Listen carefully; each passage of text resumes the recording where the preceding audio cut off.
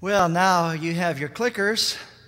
I'd like to find out about the Lone Ranger and Tonto. And let me go back here. Okay, we're going to come to that in just a moment. I told you I had a moral compass. This series from the 60s and the 50s, it had a club. And as part of the club, you could join the masked man, the masked good guy. But you had to take this pledge or this creed and listen closely to the creed of the Lone Ranger. I believe that to have a friend, a man must be one.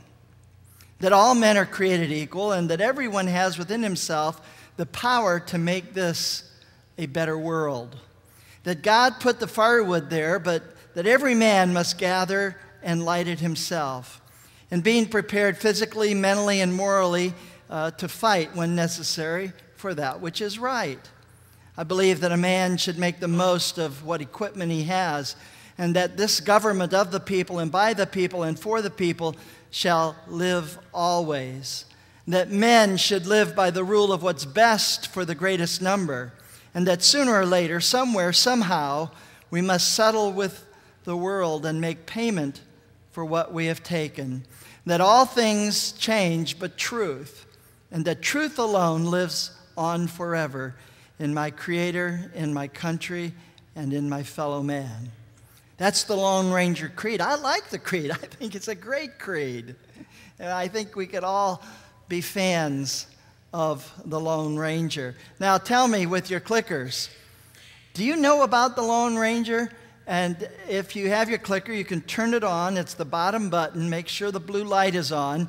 If it doesn't come on, maybe the batteries have gotten a little shifted, and you just tap it a little bit, and it should come on.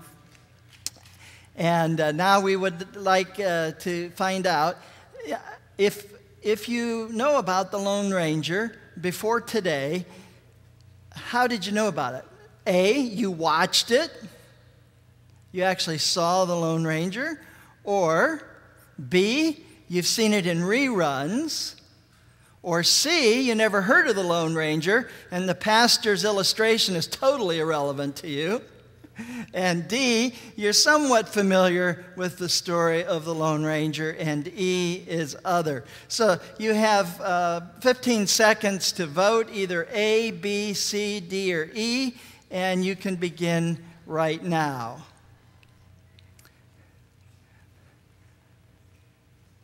About half the time is expired. If you click it twice, it'll only record your last answer. And here are the results. Well, it looks like 36 of you have watched it. And then another group of you has heard of the reruns, or you watched the reruns. And then there's a large section that's younger, evidently, because you've never heard of the Lone Ranger, or you know about him a little bit. And some of you chose other. Well, thank you for that information. You see, that's what happens when you get a pastor that's older. You have all of these illustrations from when I was a kid. And I realize that some of you younger folks may not have known the Lone Ranger. But anyway, prior to there being Eddie and his father and the Lone Ranger and Tonto, there were, not prior to that, but after that, we had Batman and Robin, Calvin and Hobbes, Charlie Brown and Snoopy, Bert and Ernie, best friends, Huckleberry Finn and Tom Sawyer, Ren and Stimpy, Beavis and Butthead, Starsky and Hutch, Laurel and Hardy. Prior to all of these best friends, there were those best friends that really set the standard. And in the Bible, we have David and Jonathan, and this picture is by Rembrandt. And here in the story of David and Jonathan, we have the real standard of friendship. Very close. Here is what we wanted for you to know about this story. First of all, Jonathan is a prince, but he's also a friend. Jonathan is the son of King Saul. So Jonathan's destiny is to be the next king, but it doesn't work out that way. What happened is that there was a young Israelite by the name of David, and he killed Goliath, and he became a national hero. So now you have David, the warrior, the hero, and as the hero, he's called into the king's home. Just as today we find that many times the heroes are invited to the White House. When the pilot landed the plane on the Hudson River, he was invited to the White House. And oftentimes the winning team or the winning quarterback of the Super Bowl is invited to the White House. And so this is just from tradition. When you were the war hero, you were invited to the king's home. And so David goes to the king's home, and here's what the Bible says. After David had finished talking with Saul, he met Jonathan, the king's son, and there was an immediate bond between them, for Jonathan loved David. So there's the friendship. The friendship grew over a period of time, but immediately they became friends. Something just clicked. They bonded. And the Bible tells us Jonathan loved David.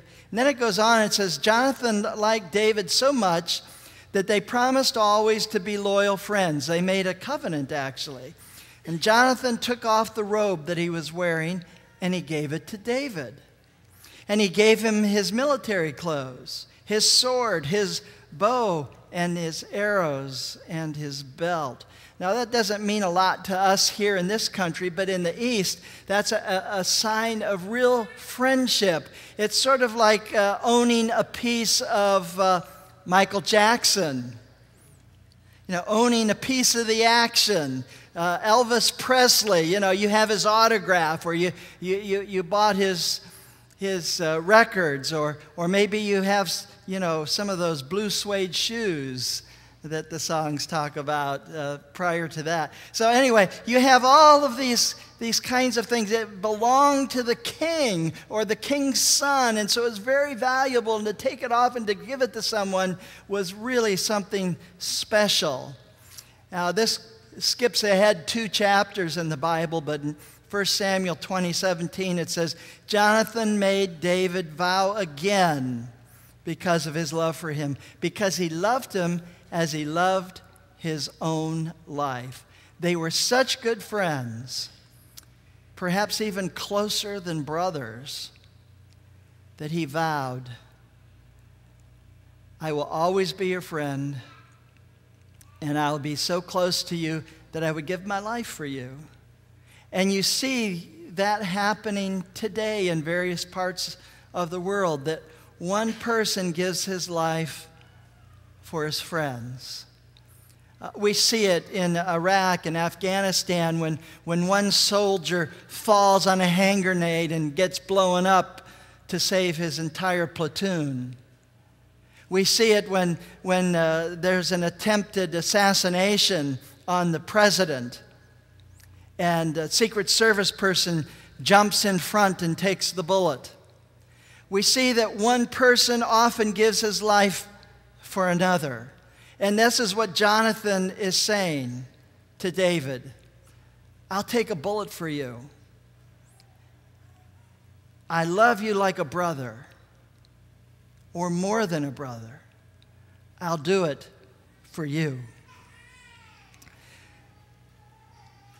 Dr. Montgomery has written many different books, and he says there are different levels of friendships. There's the facade level.